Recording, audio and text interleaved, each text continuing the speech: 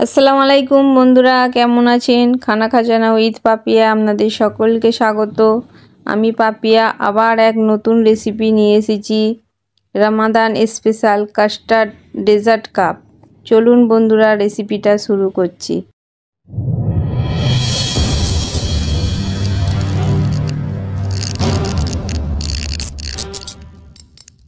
দুধ নিয়েছি, চিনি নিয়েছি, কাস্টার্ড পাউডার নিয়েছি, কর্নফ্লাওয়ার নিয়েছি, কাজু, পেস্তা। একটা কড়া নিয়েছি, 700 দুধ নিয়েছি, তার মধ্যে 200 দুধ আমি রেখে দিচ্ছি, 500 দুধ নিলাম। এবার আমি চিনিটা দিয়ে দেবো। আপনারা যেরকম মিষ্টি পছন্দ করেন সেরকম আপনারা চিনিটা দেবেন। আমি এখানে 3 চামচ কাস্টার্ড পাউডারটা নিয়েছি, নিয়ে আমি ভালো করে এটা মিশিয়ে নেব। কাস্টার্ড পাউডার আর চিনিটা দুধের সঙ্গে ভালো করে মিশিয়ে নেব। আমি কিন্তু ওভেনে এখনো বসাই না, আমি মিশ্রণটা তৈরি হয়ে গেলে তারপরে আমি ওভেনে বসাবো। এই মিশ্রণটা ভালো করে আগে রেডি করে নেবেন। আমার রেডি হয়ে গেছে। ওভেনটা অন করে নিচ্ছি। যে মিশ্রণটা রেডি করেছি ওইটা বসিয়ে দিলাম।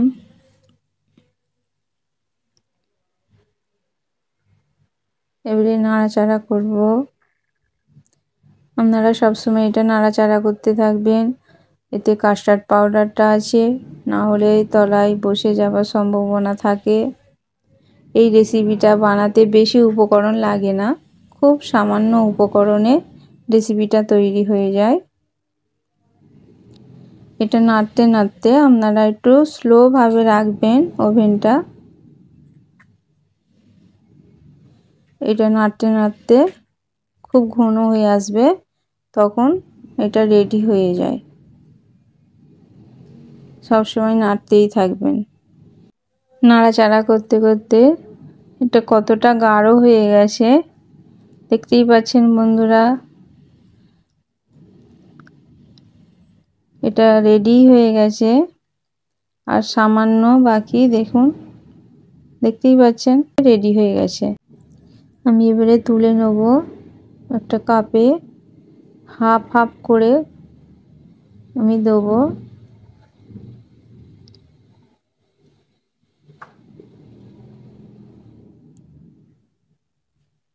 আবার একটা কাপ নিলাম, এতেও হাফ করে আমি তুলে নেব। 2 চামচ করে আমি তুলে নিচ্ছি।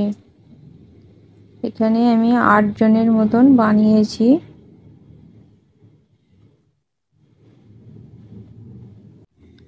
এখানে আমি অল্প অল্প কাজু মিশিয়ে নেব কাস্টার্ডের সাথে। যে কাস্টার্ডটা আমি রেডি করেছি, কাজু ছোট ছোট করে কুচিয়ে নিয়েছি, সেটা দিয়ে আমি মিশিয়ে নিচ্ছি। সব কাপগুলোতেই আমি দিয়েছি, সব কাপগুলোতেই আমি মিশিয়ে নেব।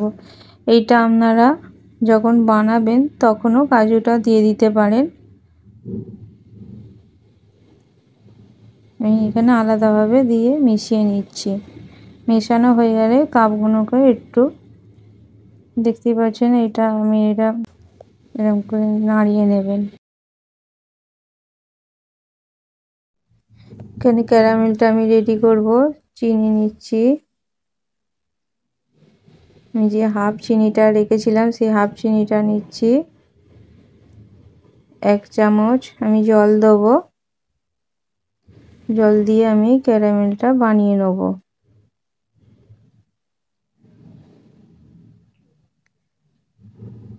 চিনিটা নাড়তেই থাকবেন আপনারা। আমি বাকি চিনিটাও সব দিয়ে দিলাম। আমি মোট এখানে 250 গ্রাম চিনি নিয়েছি রেসিপিটা বানাতে।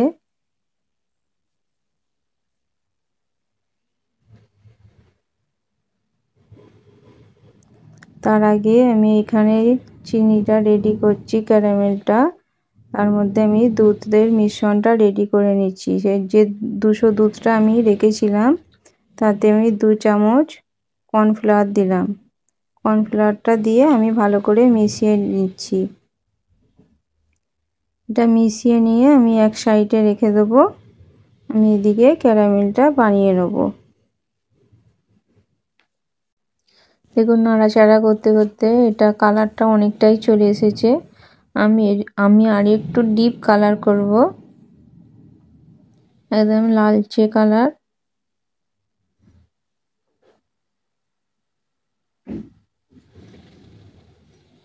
এবারে আমি যে দুধের মিশ্রণটা রেডি করেছিলাম সেই দুধটা এবারে আস্তে আস্তে আমি ঢেলে দেবো। খানিকটা দিয়ে নাড়াচাড়া করে নিচ্ছি, বাকিটাও দিয়ে দেবো। দিয়ে ভালো করে নাড়তে থাকবেন, কেননা এতে কর্নফ্লাওয়ার দেওয়া আছে, না হলে তলায় বসে যাবে।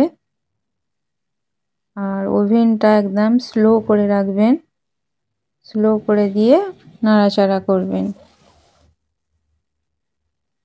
বেশি হাই ফ্লেমে রাখলে তলায় বসে যাবে, ধরে যাবে, ফ্লেভারটা অন্যরকম হয়ে যাবে।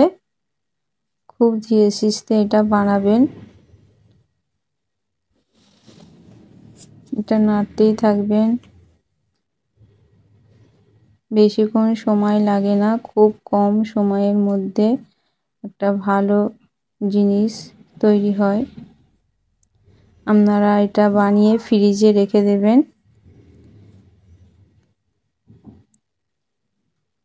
ফ্রিজে রেখে ঠান্ডা করে নেবেন, এটা বসে বসে যাবে, খেতেও খুব ভালো লাগে। এটা একবার আপনারা বাড়িতে বানিয়ে দেখবেন। ফ্রিজে 1 ঘন্টার মতন আপনারা রেখে দেবেন।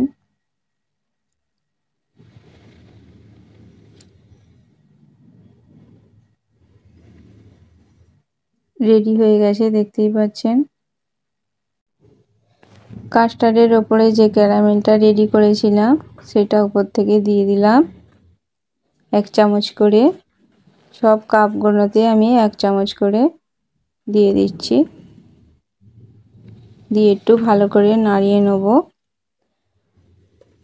তারপরে আপনারা এটা ফ্রিজে দিয়ে দেবেন। খুব ঠান্ডা ঠান্ডা খেতে খুব দারুণ লাগে। আর তার উপরে আমি কাজু আর পেস্তা দিয়ে সাজিয়ে নেব।